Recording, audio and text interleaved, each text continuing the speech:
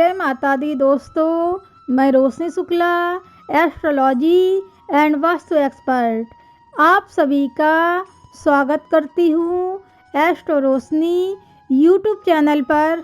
दोस्तों, जीव जंतु या पशु पक्षी हमारे लिए किसी न किसी रूप में उपयोगी जरूर होते हैं। ऐसा ही एक पक्षी है कौवा। वैसे तो कौवे को बहुत ही चालाक और धूर्त पक्षी माना जाता है, लेकिन ये पक्षी हमारे लिए बहुत ही फायदेमंद साबित होता है। दोस्तों, कौवे को काग कहा जाता है और इस पक्षी पर एक शास्त्र भी लिखा गया है जिसे काग शास्त्र कहा जाता है। कौवा किस प्रकार से आपको धनवान बना सकता है, आज मैं आपको कौवे के घोंसले से प्राप्त होने वाली 2 ऐसी चीज़ों के बारे में बताने वाली हूँ जो आपकी धन संबंधी हर मनोकामना को पूरा कर देंगे। बस बने रहिए हमारे साथ इस वीडियो के अंत तक। और अगर आपने अभी तक हमारे चैनल को सब्सक्राइब नहीं किया है तो अभी कर लीजिए, जिससे आपको इसी प्रकार की वीडियोज़ देखने को मिलती रहे। दोस्तों, मैं जिन 2 चीज़ों के बारे में बात कर रही हूँ उनमें से पहली चीज़ है एक विशेष प्रकार की लकड़ी। आपने देखा होगा कि कौवा अपना घोंसला ज़्यादातर वीरान जगहों पर ही बनाता है। कौवे का घोंसला बहुत ही रहस्यमयी चीज़ों से बना होता है। वो दुनिया भर से तरह तरह की चीज़ें लाता है और अपना घोंसला बनाता है। इन्हीं में से है ये लकड़ी, जो बहुत ही चमत्कारी होती है। देखने में ये लकड़ी साधारण लगती है, इसे पहचानना भी मुश्किल होता है। इसके लिए आपको कौवे का घोंसला प्राप्त करना होता है।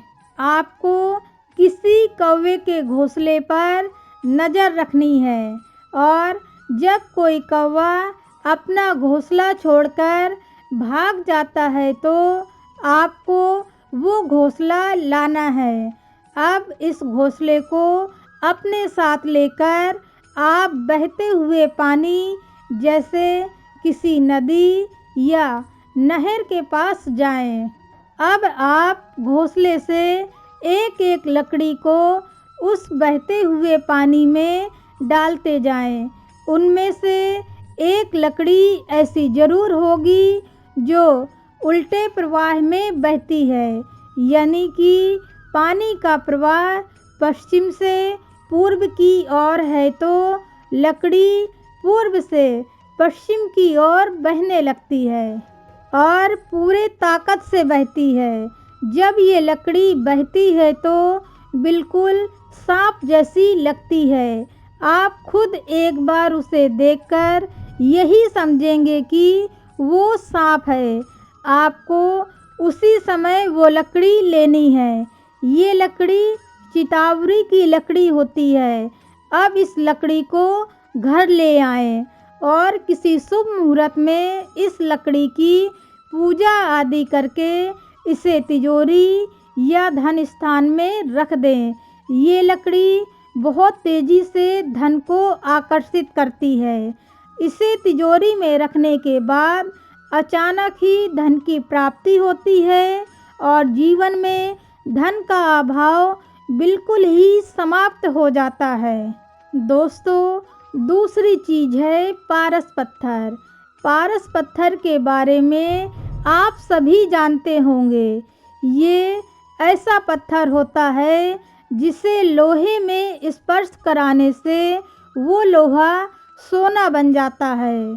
ये पारस पत्थर आपको कौवे के घोंसले से प्राप्त हो सकता है। दरअसल कौवा अपने अंडे में प्राण लाने के लिए पारस पत्थर लेकर आता है। इसके लिए आपको बड़ी ही सावधानी से किसी कौवे के घोंसले पर नज़र रखनी है। जब कौवा अपने घोंसले में अंडे दे दे और फिर दाना चुगने के लिए घोंसले से बाहर चला जाए तो आपको चुपके से और बड़ी ही सावधानी से उसके अंडे निकाल लेने हैं और उन अंडों को उबालना है। अंडों को ठीक वैसे ही उबालना है जैसे खाने के लिए मुर्गी के अंडे उबाले जाते हैं। इसके बाद उन अंडों को वापस घोंसले में रख देना है। कौवा जब लौटकर अपने अंडे सेकेगा पर उनसे बच्चे नहीं निकलेंगे तो उन अंडों में प्राण लाने के लिए कौवा पारस पत्थर लेकर आता है। आपको इसी समय की प्रतीक्षा करनी है और बड़ी ही चतुराई और सावधानी से उस पारस पत्थर को निकाल लेना है। दोस्तों, अगर आप ये काम नहीं कर पाते हैं तो आप एक और प्रयोग कर सकते हैं।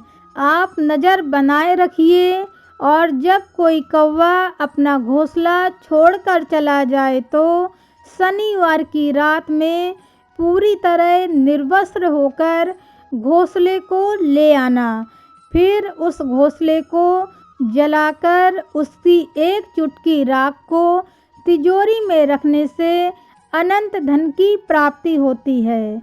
इसके अलावा एक चुटकी राख को किसी स्त्री या पुरुष के सर पर डाल दिया जाए तो इससे तीव्र वशीकरण होता है।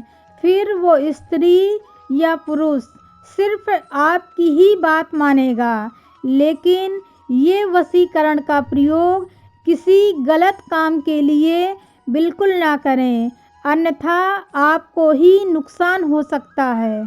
अगर आपको कौवे का घोंसला नहीं मिल पाता है तो आप कौवे को प्रतिदिन आटे की गोलियां या रोटी अवश्य खिलाएं। इससे शनि देव की कृपा प्राप्त होती है। इसका प्रभाव आपको 21 दिनों में नज़र आने लगेगा और आपके जीवन में धन आगमन और सुख समृद्धि का आगमन होने लगता है। तो दोस्तों, ये थे कौवे के घोंसले से धनवान बनने के उपाय। उम्मीद है कि आपको जानकारी पसंद आई होगी, तो आप इस वीडियो को अधिक से अधिक लोगों को शेयर कीजिए। अगर कोई सवाल हो तो आप कमेंट बॉक्स में पूछ सकते हैं, आपको उत्तर ज़रूर मिलेगा।